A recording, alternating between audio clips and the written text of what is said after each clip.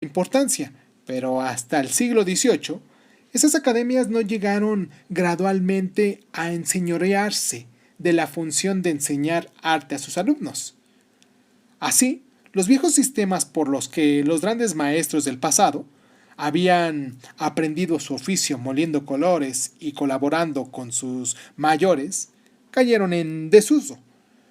Nos sorprende que profesores académicos como Reynolds se sintieran obligados a impulsar a los jóvenes alumnos al estudio diligente de las obras maestras del pasado y a que asimilaran su técnica.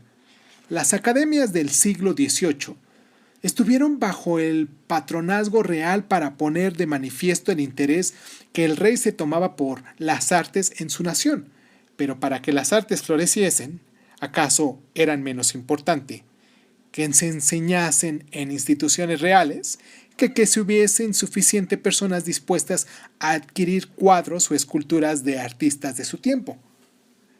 En ese terreno fue donde surgieron las primeras dificultades, ya que el mismo énfasis puesto en la grandeza de los maestros del pasado, favorecido por las academias, inclinó a los compradores a adquirir obras de los pintores antiguos más que a encargarlas a los de su propio tiempo.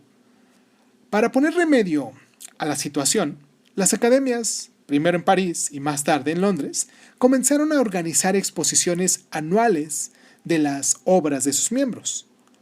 Hoy estamos tan acostumbrados a la idea de que los pintores pinten y los escultores modelen sus obras con vistas a enviarlas a una exposición que atraiga la atención de los críticos de arte y de los compradores, que difícilmente podemos darnos cuenta de la importancia extraordinaria de este cambio.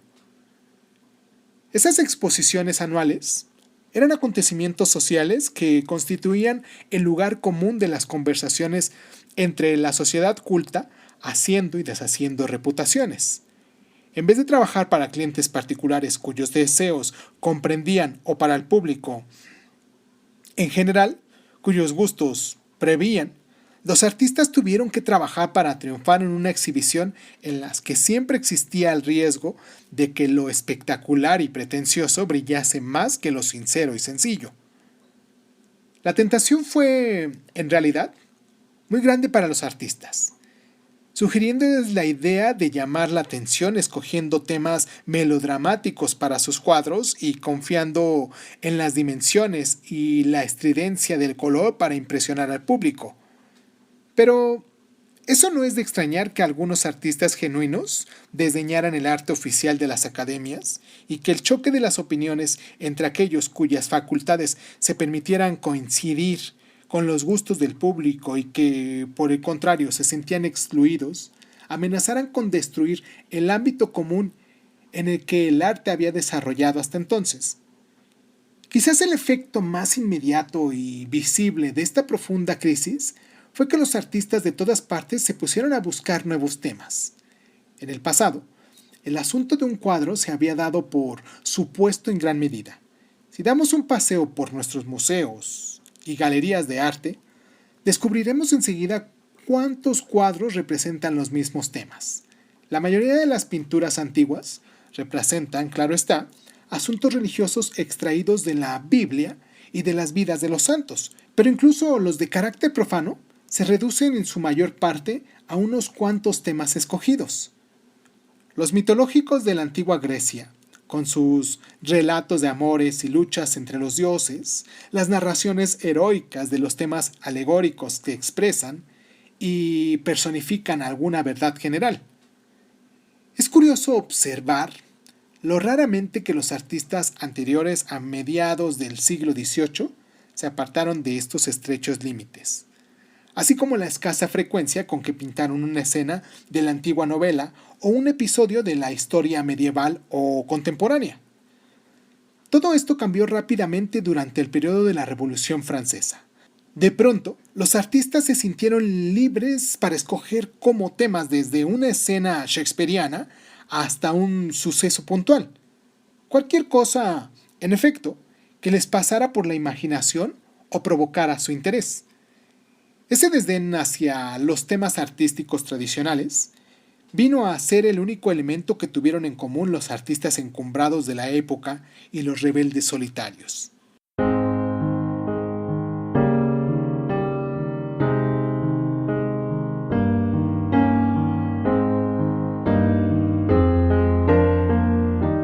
No puede ser casualidad que esta ruptura de las tradiciones artísticas europeas fuera realizada en parte por artistas llegados a Europa desde el otro lado del océano, estadounidenses que trabajaron en Inglaterra.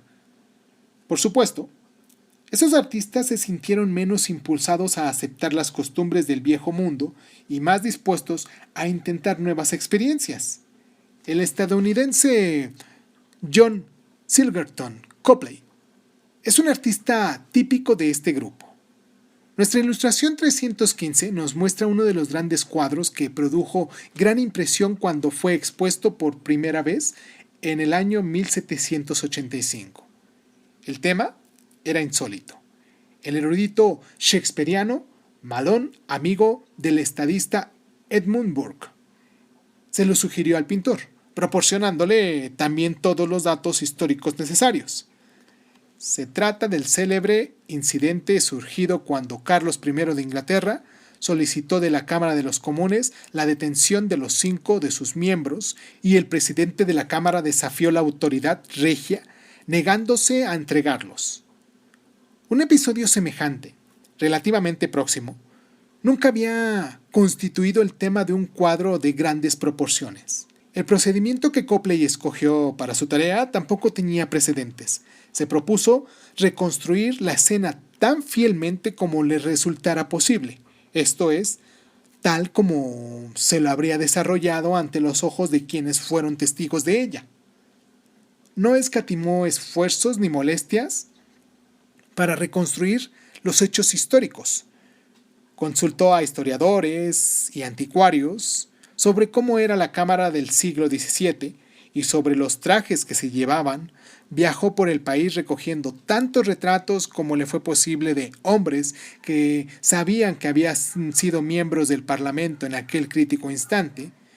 En suma, procedió como podía hacerlo hoy un concienzudo director de escena al reconstruir un suceso análogo para una película o una obra de teatro. Podemos o no considerar esos esfuerzos bien empleados, pero el hecho es que durante más de un siglo después, claro, muchos grandes artistas y pequeños conceptuaron su labor como perteneciente a este tipo de rebusca de anticuario, mediante la cual la gente pudiera representar gráficamente los momentos decisivos del pasado.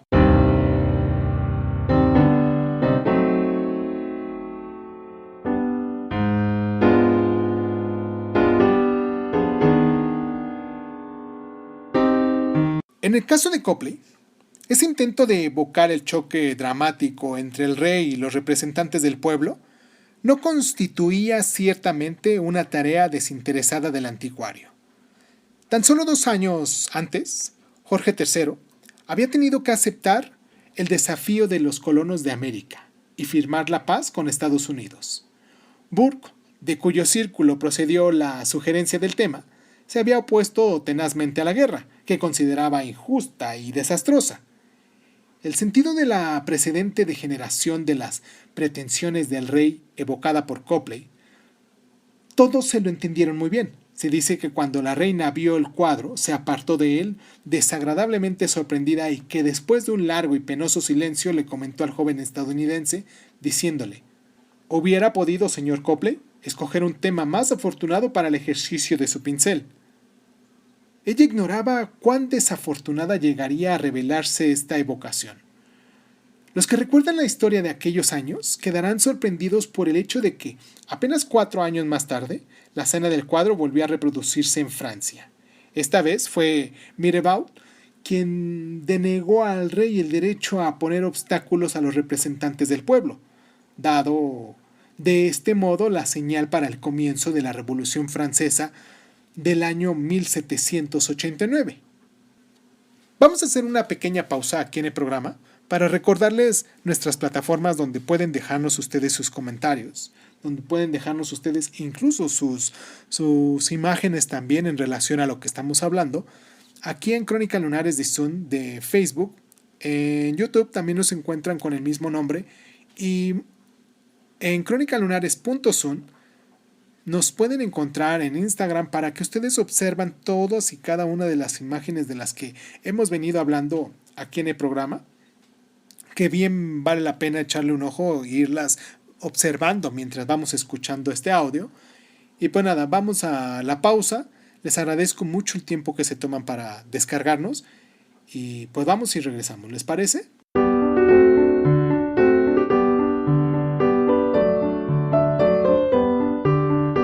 La Revolución Francesa dio un impulso enorme al interés por la historia y a la pintura de asuntos históricos. Copley había buscado ejemplos en el pasado nacional de Inglaterra. En sus cuadros históricos hay una tensión romántica que se puede comparar con el renacer gótico en arquitectura. Los revolucionarios franceses gustaron de sentirse como griegos y romanos vueltos a nacer, y su pintura, no menos que su arquitectura, reflejó su afición a lo que se conocía como la grandeza de Roma. El líder de estos artistas de estilo neoclásico fue el pintor Jacques-Louis David, que fue el artista oficial del gobierno revolucionario y diseñó los trajes y decorados para exposiciones propagandistas como el Festival del Ser Supremo, en el que Robespierre ofició constituyéndose el sumo sacerdote. Estos hombres consideraron que vivían unos tiempos heroicos y que los acontecimientos de aquellos años eran tan dignos de la atención del pintor como los episodios de la historia griega y romana. Cuando uno de los líderes de la Revolución Francesa, Marat, fue asesinado en el baño por una joven fanática, David lo pintó como un mártir sacrificado por su causa. Y vayamos a verla en nuestra ilustración 316. Marat aparece en esta obra en actitud de haber estado trabajando metido en el baño, con un sencillo pupitre adaptado a la bañera, y su atacante le había entregado una solicitud que él estaba a punto de firmar cuando lo asesinó. La situación no se daría fácil para realizar un cuadro lleno de gravedad y elevación, pero David consiguió hacer que pareciera heroico, y a la vez como si hubiese de conservar los pormenores verídicos propios de un atestado de policía. Había aprendido, con el estudio de la escultura griega y romana, a modelar los músculos y tendones del cuerpo, otorgando al personaje un aspecto de noble belleza. También había aprendido del arte clásico a soslayar todos los detalles no esenciales para el efecto principal, así como a proponerse una gran sencillez. No hay colores matizados ni un complicado escorzo en el cuadro. Comparado con la gran escena teatral de Copley, el cuadro de David parece austero, pero una solemne conmemoración del humilde amigo del pueblo, como Marat se designaba a sí mismo, que había sucumbido a su trágico destino mientras trabajaba por el bien común. Entre los artistas de la generación de David, que desdeñaron los temas antiguos, estuvo el gran pintor español Francisco de Goya. Goya era un gran conocedor de la mejor tradición de la pintura española, que había producido al Greco.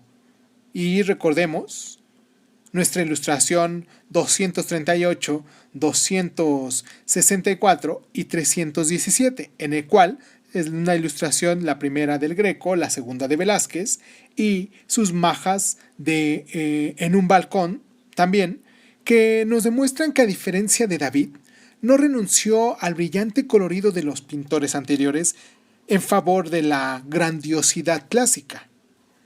El gran pintor veneciano del siglo XVIII, Giovanni Battista Tiepolo, con nuestra ilustración 288, había acabado sus días como pintor de la corte en Madrid. Lo recordemos. Y en el cuadro de Goya encontramos trazas de la influencia de su esplendor.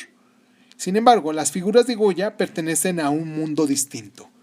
Las dos mujeres que lanzan una mirada provocativa al paseante, mientras dos galanes embosados se mantienen en segundo plano. Pueden estar más cerca del mundo de Hogwarts. Los retratos de Goya, que le produjeron un lugar en la corte española, recordemos nuestra ilustración 318, Nos recuerdan superficialmente los retratos de estado tradicionales de Van Dyck, en nuestra ilustración 261, o los de